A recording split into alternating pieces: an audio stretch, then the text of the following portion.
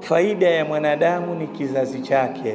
Siku ataondoka ulimwenguni, kuna mtu atasema rabbighfirli wali walidayya warhamhuma kama rabbayani saghira. Hiyo ndo faida yetu tu, haya mengine yote hayatusaidii.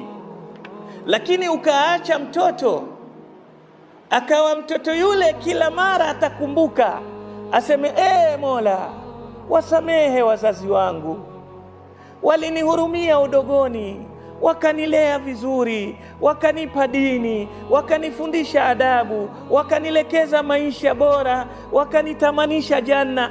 Basi na wewe Allah, huko alipo mzazi wangu, muhurumie na umpe janna. Hili litakusaidia. Lakini akiwa president awe nani, asipokupa dua hii hajakusaidia kitu. Lazima tubadilike, lazima tubadilike.